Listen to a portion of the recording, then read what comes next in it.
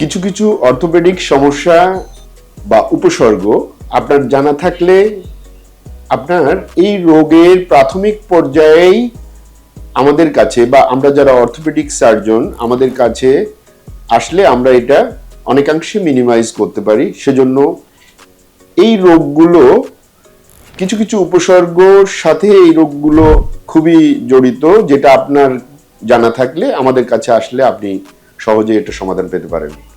একটা হচ্ছে যে আপনার পায়ে যে জয়েন্টগুলা, পায়ের জয়েন্টে ব্যথা কোনো কারণ ছাড়া, কোনো আঘাত পান নাই, তারপরেও পায়ের জয়েন্টের মধ্যে ব্যথা, পায়ের জয়েন্ট যেটা পায়ের পাতার জয়েন্ট, বিশেষ করে বুড়ো আঙ্গুলের পেছনের দিকে মেটাটার্সোফ্যালেঞ্জিয়াল জয়েন্ট বলে ওই জয়েন্টটা, বা অ্যাঙ্কেল জয়েন্ট কিছুটা ফুলে উঠেছে, কিছুটা লাল হয়েছে, কোনো কারণ নাই, কোনো আঘাত পান নাই, আপনার মনে রাখতে হবে যে এটা শরীরের বা রক্তে ইউরিক অ্যাসিড বাড়ার জন্য এই রোগটা হতে পারে, যেটাকে বলে গাউট।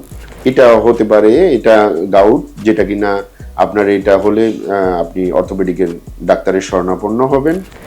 সেই সময় আমরা এটাকে দেখে এবং কিছু পরীক্ষা নিরীক্ষা দেই, ইউরিক অ্যাসিড দিই, সিরাম ক্রিয়েটিনিন দিই, এই পরীক্ষাগুলো দেখে সেই অনুযায়ী আমরা ব্যবস্থা নিই। ইউরিক অ্যাসিড বেড়ে গেলে অনেক আমি তো রোগীদের অনেক সময় বলি ইউরিক অ্যাসিড সিরাম ক্রিয়েটিনিন এটা একে অপরের পরিপূরক। ইউরিক অ্যাসিড বেড়ে গেলে সিরাম ক্রিয়েটিনিন বা ইজিএফআর এটা ঝামেলা হয়, প্রোটিন মেটাবলিজমের ঝামেলা হয়। তো সেক্ষেত্রে আমরা প্রোটিন রেস্ট্রিকশন করি, ইউরিক অ্যাসিডের বাড়ার যে চিকিৎসা সেগুলো দিয়ে দিই, রোগী ভালো হয়ে যায়।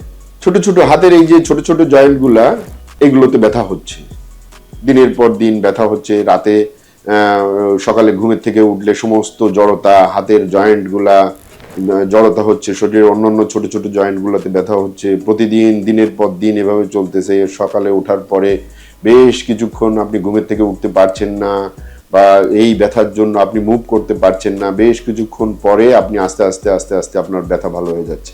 এটা রিউমেটয়েড আর্থ্রাইটিসের জন্য এটা হতে পারে। রিউমেটয়েড আর্থ্রাইটিস যেটা কিনা আপনার এই যে ছোট ছোট জয়েন্টগুলো প্রাথমিকভাবে এই ছোট ছোট জয়েন্টগুলা অ্যাটাক করে এবং পরবর্তীতে আস্তে আস্তে এই জয়েন্টগুলা নষ্ট হতে থাকে, ডিফর্মিটি হতে থাকে। সে তার আগেই আমাদের কাছে আসলে আমরা এইটা ডায়াগনোসিস করার চেষ্টা করি এবং পরীক্ষা নিরীক্ষা করে রিউমেটয়েড আর্থ্রাইটিস ডায়াগনোসিস হলে সেক্ষেত্রে আমরা একটা প্রোটোকল অফ ট্রিটমেন্ট আমরা দিয়ে দিই, রেঞ্জ অফ মোশন এক্সারসাইজ সহ প্রোটোকল অফ ট্রিটমেন্ট আমরা রিউমেটয়েড আর্থ্রাইটিসের দিই, রোগী ভালো হয়ে যায় বা ভালো থাকে। যেমন আপনার অ্যাঙ্কাইলোজিং স্পন্ডিলাইটিস একটা রোগ, আপনার মেরুদণ্ডের মুভমেন্টে ব্যথা হচ্ছে, সামনে কোনো জিনিস উঠাতে নিয়ে গেলে ব্যথা হচ্ছে, তারপর উপরের থেকে কোনো জিনিস ধরতে গেলে ব্যথা হচ্ছে, তারপরে এর পাশাপাশি অন্যান্য জয়েন্টও ব্যথা হচ্ছে।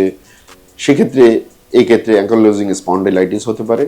আপনি অর্থোপেডিক্সের ডাক্তারের শরণাপন্ন হবেন, আমরা রোগ ক্যাটাগরাইজেশন করে আপনাকে ট্রিটমেন্ট দিলে আপনি ভালো হয়ে যাবেন।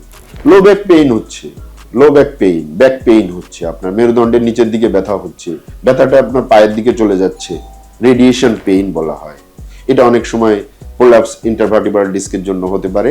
সেক্ষেত্রেও আপনি যদি এই ধরনের সমস্যার সম্মুখীন হন, আপনি স্পাইন সার্জন, অর্থোপেডিক স্পাইন সার্জনের পরামর্শ নেন এবং আপনার রোগের বিস্তারিত আপনার ডায়াগনোসিস করে রোগ ভালো হয়ে যাবে। নেকে ব্যথা হচ্ছে, ঘাড়ে ব্যথা হচ্ছে, ব্যথা হাতের দিকে চলে যাচ্ছে, হাত উঁচু করলে আরাম লাগে, হাত নিচু করলে খুব ব্যথা লাগে, আপনার হাতে একবারে ঝিমঝিম ঝিমঝিম করে, সেটাও ওই একই কারণ। অনেক সময় নেকের এলাকা বা সার্ভাইকাল স্পাইনের ডিস্ক প্রোল্যাপসের জন্য, নার্ভের উপর চাপের জন্য আপনার এই ধরনের ব্যথা হতে পারে। এটাকে ছোট কারণ হিসেবে না মনে করে এটাকে আপনি আমাদের কাছে আসেন, আমরা এটার কিছু পরীক্ষা নিরীক্ষা করে আপনাকে এটার শুরুতেই এটার চিকিৎসা নিয়ে এটাকে ভালো করার ব্যবস্থা দিব আশা রাখি। ধন্যবাদ।